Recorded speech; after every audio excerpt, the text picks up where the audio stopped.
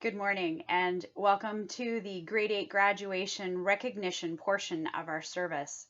We have 8 students from our congregation who took on the challenges of Grade 8 last year and forged ahead in unusual circumstances to advance to the elementary school finish line. Let's take a moment and recognize our graduates.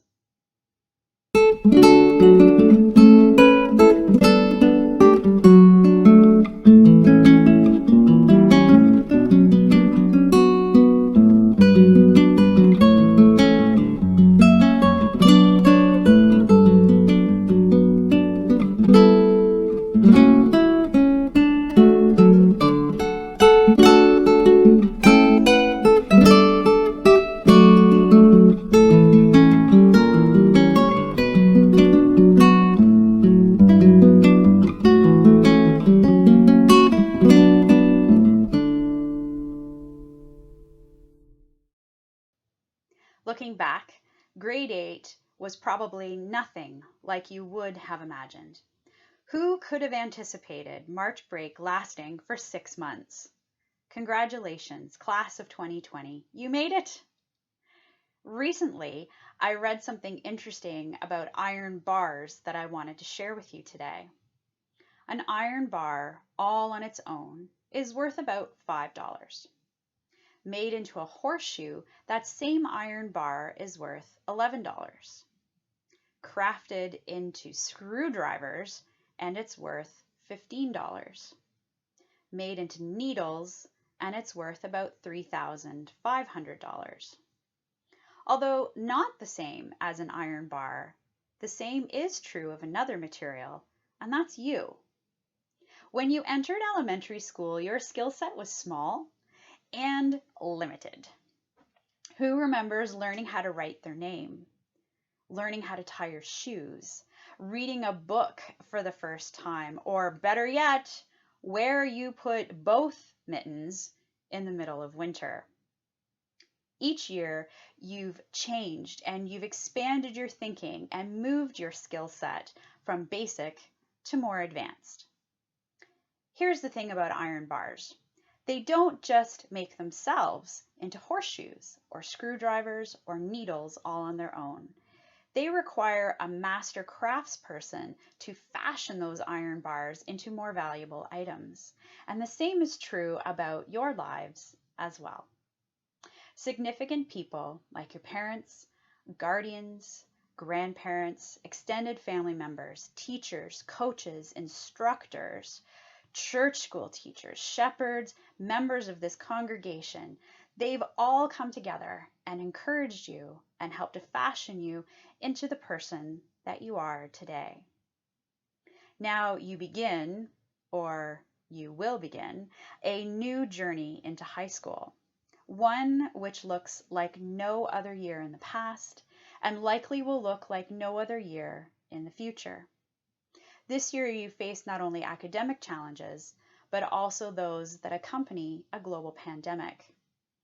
Your class of 2024 will graduate with all of the learning that you've gathered over 4 years in secondary school, but also that of endurance, patience, perseverance, resiliency, and unique learning environments that took place in person and online.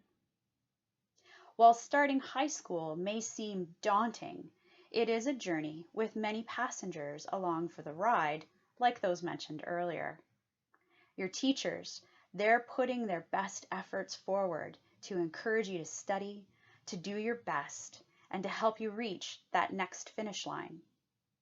Your church school teachers, well, they're guiding you each week to help you connect with Jesus Christ, because He is here for you to lean on when times are tough.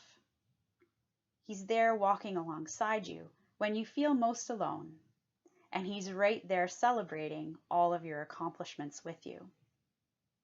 We need Jesus Christ in our lives to take the best of us and make it better, because our studying is limited, yet God is infinite. Your parents, well, they've been investing in you since the very beginning. They've been doing their best to create learning spaces, encourage you, to provide you with new opportunities, guide you through new situations, and love you like no other. Their compassion, love, caring, and comfort made you who you are today and are helping to shape you into who you could be in the future. While moving from grade 8 to high school is your accomplishment, remember that you do not graduate alone. God, through his heaven-sent care for you, gave the people around you the opportunity to invest themselves in you. They did this with the Lord's help, and God willing, they will continue to support you over the next 4 years. So congratulations, class of 2020. We are so very, very proud of you, and we cannot wait to see and to be a part of what happens next. So until next week, God remembers you, God hears your prayers, and God loves you very much.